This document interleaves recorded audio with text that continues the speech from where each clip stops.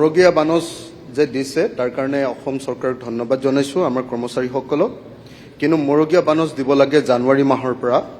গতিকে অসমৰ সকলো কৰ্মচাৰী মৰগীয়া বানচ জানুৱাৰী মাহৰ পৰা দিব লাগে বুলি মই আমাৰ ৰাইজৰ দলৰ তৰফৰ পৰা প্ৰস্তাৱ দিছো আৰু মই আশা কৰো যে আমাৰ সকলো বিৰোধী দলেও সাপোৰ্ট আছে নে নাই বাৰু বিৰোধী দলৰ সকলোৰে জানুৱাৰী মাহৰ পৰা দিব লাগে আৰু লগতে মই ভাবো যে শাসক দলেও সাপোৰ্ট দিব লাগে প্ৰশ্ন কুৱেশ্যন প্লিজ মোৰ প্ৰশ্নটো হ'ল যে মৰগীয়া বানচ স্যাৰ শেষ কৰি দিম ভোটিং নহয় মৰগীয়া বানচ জানুৱাৰী মাহৰ পৰা দিবৰ কাৰণে কৰ্মচাৰীসকলে বহুত কষ্ট কৰে তেওঁলোকক দিবৰ কাৰণে ব্যৱস্থা ল'ব লাগে আৰু OPS এইটো ফাঁকিবাজি মাৰিছে ইয়াতে যে 1 ফেব্ৰুৱাৰী 2005 আগৰ খিনিক দিব আগৰখিনি এনে পায়ে তাৰ কাৰণে আকৌ সাৰ্ভে কৰাৰ দৰকাৰ নাই এইবিলাক মিছা কথা লিখি এনে কাগজখন নষ্ট কৰিছে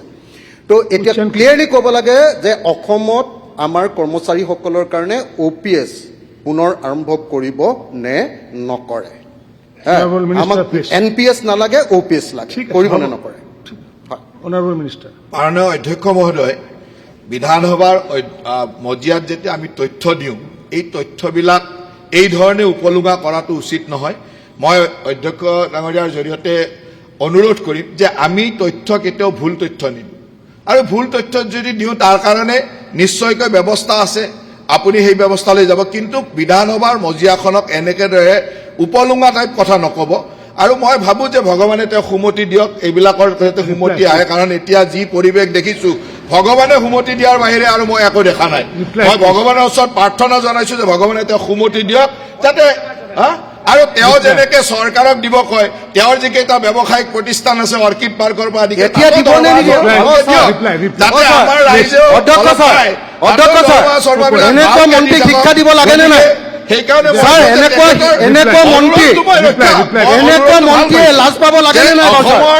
অসমৰ কৰ্মচাৰীসকলৰ তেওঁ অনুৰোধ কৰিছে ধন্যবাদ জনাইছো কিন্তু সমানে নিজৰ ক্ষেত্ৰতো সুন্দৰভাৱে জানক যে তেওঁ গৈ নিজৰ যাতে ৰাইজক সেই ধৰণৰ মৰমখিনি দিয়ে Question number 125. Sir. Question number Zakaria Ahmed. কুশ্চেন কেটা যাব দিও উপস্থাপন করা হয়েছে Zakaria Ahmed.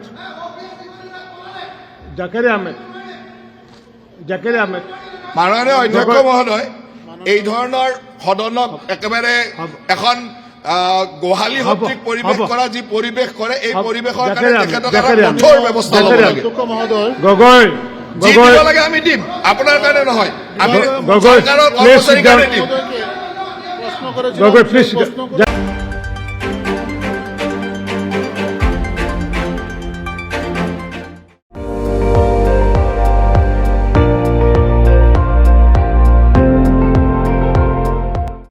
আপুনি চাই আছে ND24